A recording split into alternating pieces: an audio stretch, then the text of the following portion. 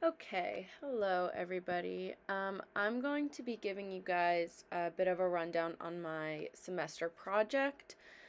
So as you can see from the title, I'm going to be implementing a climate-friendly garden in New Brunswick, and I'm going to be going a little bit more into what climate-friendly gardening means and how I'm going to be implementing this. So before we get into some specifics, I'm going to go over a bit of New Brunswick demographics. So our total population is 55,708.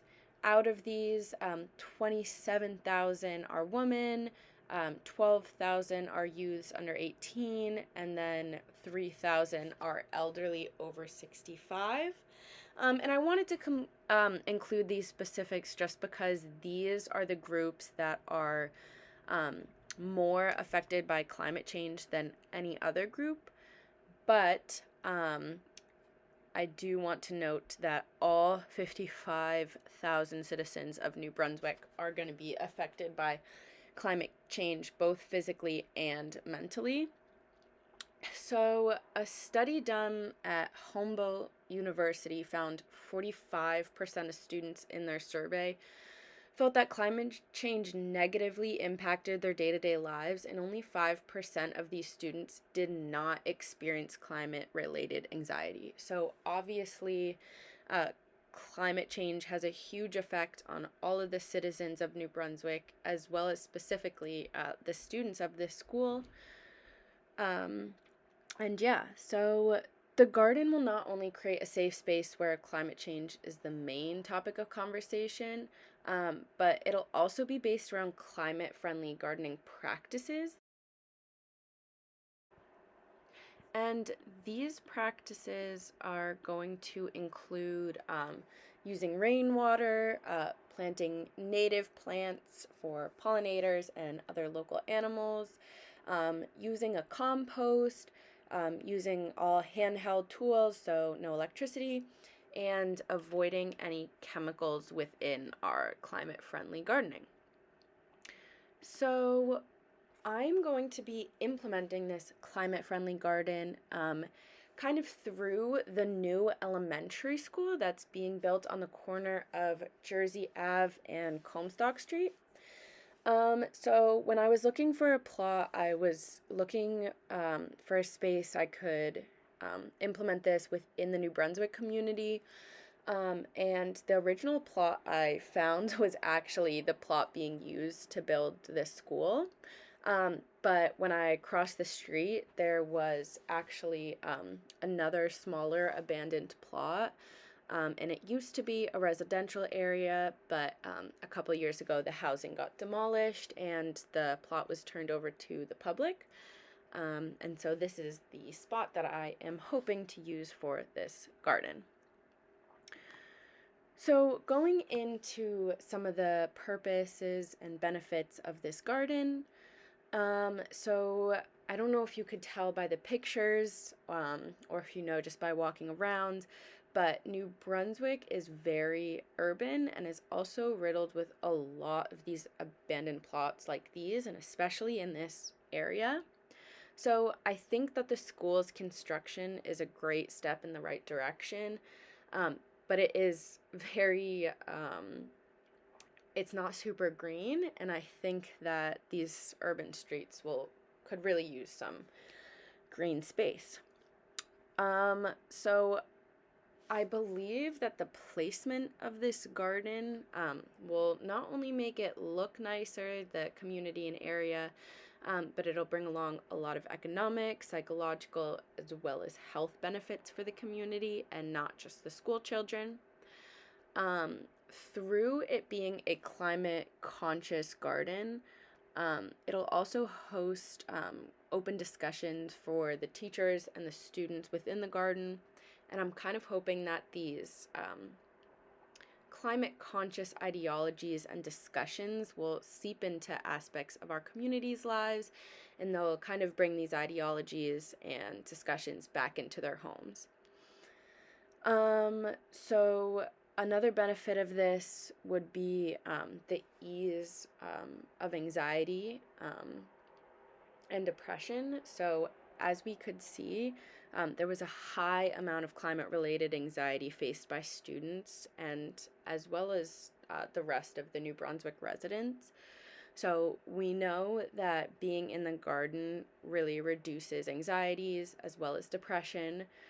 But I think this garden will work extra hard to relieve climate-related anxieties by prompting these discussions and also just showing that we are working towards a change. So in implementing this climate-friendly garden, I'm hoping to instill a sense of hope, action, and education that'll reach beyond the community school. So the current state of the plot definitely needs some work.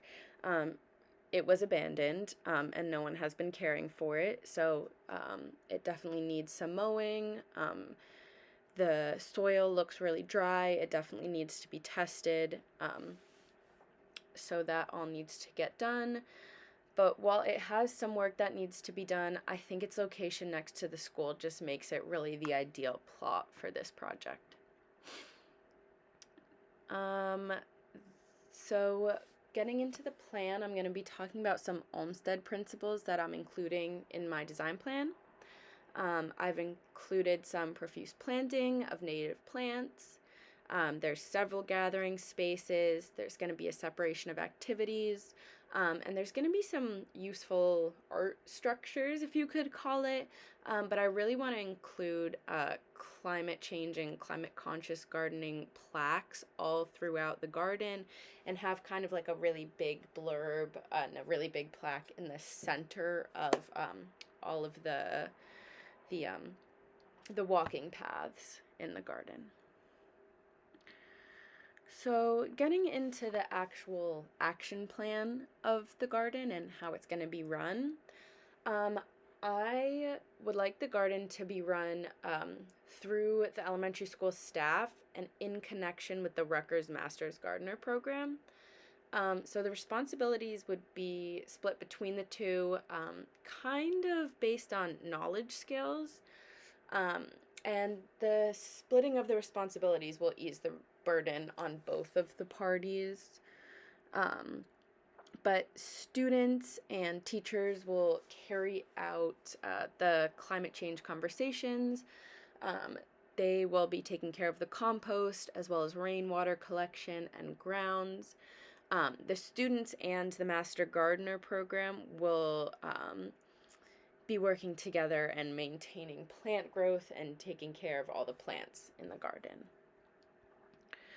So some of the plants I'm going to be using, going to get into that a little bit. I really did some research and made sure all of my plants were native, just because that is one of the high points of climate-friendly gardening. We really just want to be healing our environment and all of the creatures in our environment. So we're planting for our butterflies, our bees, as well as ourselves. For annuals, we have some, I'm just going to be saying the not the scientific term for it. We've got some chickweed, white goosefoot, blood milkwort, Venus through the looking glass. For perennials, we have some bee balm, we have butterfly weed, we have great blue lobelia, which is pictured over to the right over here. We've got a New Jersey tea plant. For shrubs, we've got high bush blueberry, pasture roses, summer sweet, winterberry. And then for trees, we have the American hornbeam and the pawpaw tree. So here I included like a little vision board. These were kind of the type of plaques that I wanted to include throughout the space. I really liked how they had these benches in this gathering space in a circle so everyone can kind of talk to each other and have a really good discussion. These right here are the rainwater catchers, so we're going to be using that for our main water source. We have a little picture of a compost over here, and then our local visitors coming to check out our native plants. And then the last thing I'm going to show you is kind of the final vision I had for my landscape and my garden. So it is a bit of a small space, so I tried to pack as much as I could kind of in there, and you can see that it is definitely very packed.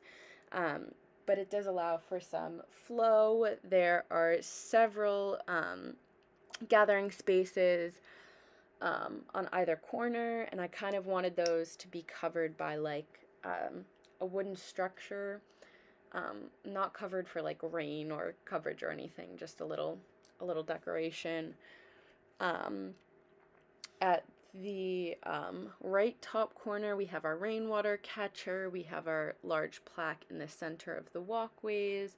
And then we have annuals in raised beds, perennials in in-ground dirt beds. We've got our trees and our shrubs on the outside. So yeah, that's it for my semester presentation.